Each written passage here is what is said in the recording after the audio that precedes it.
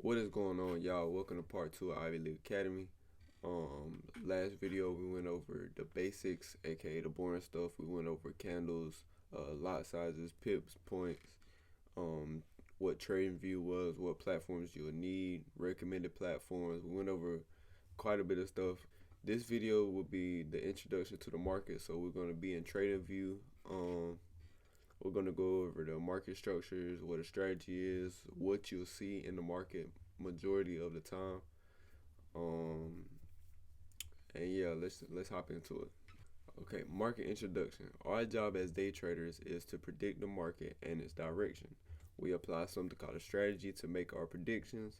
Making these predictions come with skill and experience. Okay, there are multiple types of traders. Scalp traders, people. This is important, y'all.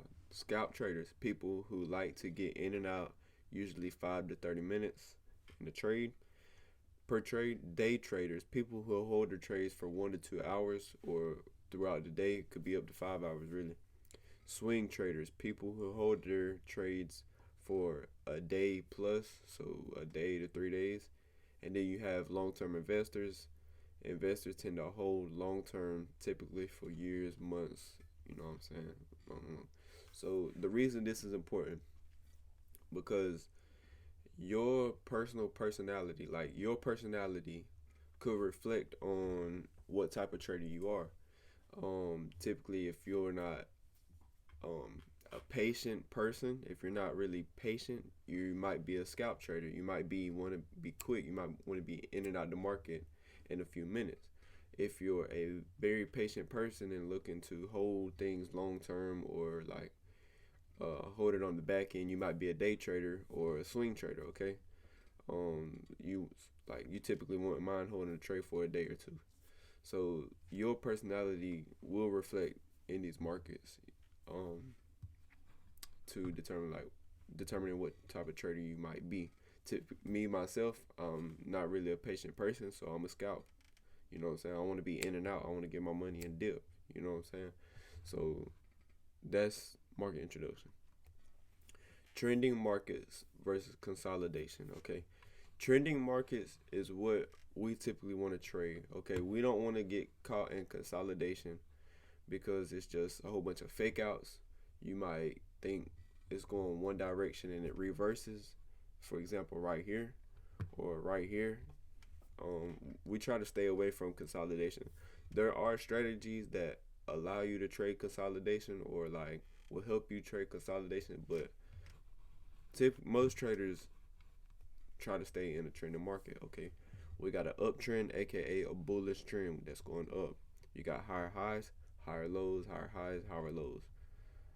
Then you have a bearish market, aka the downtrend market, which is going down with lower lows, lower highs, lower lows, lower highs. Okay, those are the three type of market conditions that you will see in the market. Determining the market trend. You determine the trend of a market by identifying those higher highs, higher lows, or those lower highs and lower lows. Okay, so you have your higher highs, higher lows, higher highs, higher lows. So that's pretty much how you determine market conditions. All right, consolidation. Think of consolidation as a resting stage for the market. For example, if you were to go for a run, after running for a while, you typically take a break before you start to run again. Same thing with the market. After a big move, the market sometimes enters a consolidation phase before making another big move. Stay away from consolidation. Like I said earlier, there's a lot of fake outs. So here you see an extension, which is your run. Here's your rest, consolidation, and then another extension, which is the rest of your run. All right, consolidation. Um, that's consolidation. All right, so time frames. Time frames is very important. All right, so you have a daily time frame. You have a 4-hour time frame. Let's show you the time frames on TradingView, because there are multiple. So up here we have our weekly time frame, meaning each candle represents a week. We have our daily time frame, meaning each candle represents a day. Our 4-hour, meaning each candle represents 4 hours, and so on and so on. Hourly, 30, 15 minute, 5 minute, and 1 minute. Okay, these are the time frames that I use. You got from anywhere from seconds to 12 months. Okay, so but these are the only ones that I use for the way I trade. Okay. Um, Note that each candlestick tells a story for each time frame. Just because the 1 hour time frame is an uptrend does not mean the 5 minute will be the same. Okay, I'm gonna repeat that because that is very important. Just because the 1 hour time frame is on a uptrend does not mean the 5 minute will be the same. Okay, so the 1 hour could be going up, the 5 minute could be doing a retracement, which we will get into later, and the 5 minute will be going down. Okay, think of it like a picture inside of a picture. Here I got a little video representing time frames. It starts off on an ocean slice, where a young lady is using her island laptop on the beach. Each key is a different music genre. My favorite is the Lo-Fi Island, where you drink winter-themed hot chocolate. In one cup, a woman sits with her morning coffee. On her phone is a nice view from space. It takes a minute, but if you zoom... All right, it was corny, I know, but hopefully that just gave you the idea of what it was. Okay, so it's a picture inside of a picture. Okay, that is time frames. Okay, going over sessions. Sessions is very important. Depending on what pair you use or what instrument you trade, whether it's GBP JPY or Euro USD. Okay, those like sessions are very important for those type of pairs. I'm gonna explain why. London session is 3 a.m. to 11 a.m.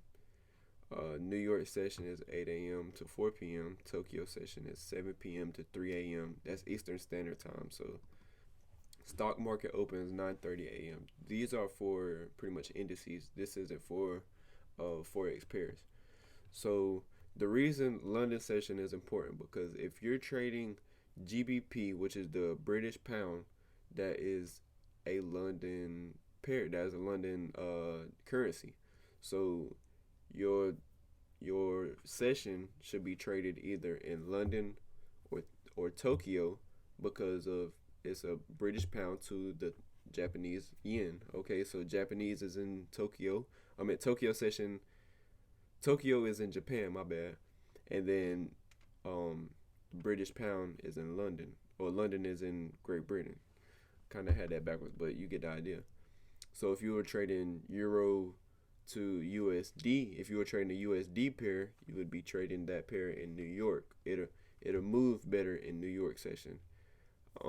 So if you're trading a yen, it moves in Tokyo session. If you trading a British pound, it moves in London session. If you're trading the US dollar, it moves more in New York session. Okay, those are why sessions are very important.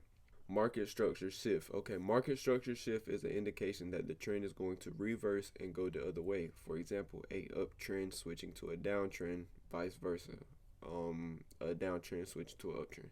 These happen throughout the market multiple times every day. Okay, so here I got a picture. It shows you go from higher high to higher low, higher high to higher low to higher high to a higher low to a lower high to a lower low to a lower high to a lower low. Okay, that's a break of market structure with a market shift. I'm sorry. So it goes from uptrend to downtrend. This one does too, uptrend to downtrend. All right, next. Okay, here we have a retracement. What is a retracement? A retracement is a pullback in the market. Think of it. Here, let me read this first, and I'll give you an example. This is the ideal area in the market where we want to enter to maximize our risk to reward. Okay, good pullback entry would be right here at the bottom of this pullback or retracement, and we would enter here, stop loss here. I'll show you an example in the market. Like I said, another form of the market taking a risk. I'm gonna open up TradingView and give y'all an example of a retracement. Retracements usually happen in trending markets, not in consolidation. Okay, so here we're going from here to here. Here we have a low and a high. Our pullback would be here. That's our pullback, aka retracement. Okay, an ideal entry for a trade would be here with a short stop loss and a high take profit.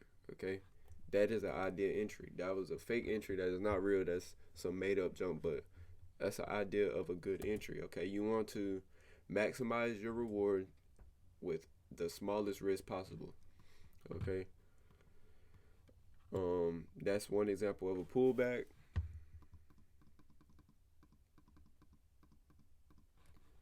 Okay, another example of that was an example of a pullback on the uptrend.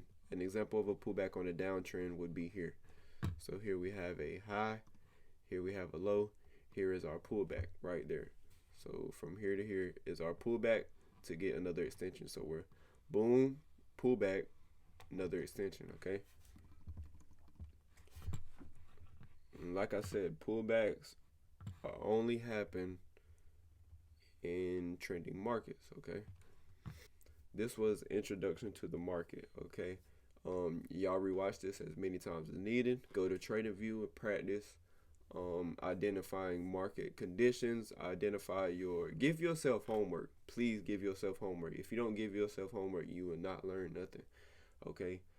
Identify consolidated markets. Identify higher lows, higher highs, lower lows, lower highs, or whatever, okay? Identify uptrends. Identify downtrends. Identify pullbacks and retracements, okay? Identify market shifts, okay? Market structure shifts, where it goes from an uptrend to a downtrend. Identify, this one is very important, identify a higher time frame going to like a 4 hour or 1 hour going up while the 5 minute is going down or the 15 minute is going down, okay? Identify these things and you will catch on quicker than others, I promise. All right, but I'll see y'all in the next one. I'm about to make the next section now, so I'll see y'all in the next one. Give yourself homework and practice. All right, I'm out.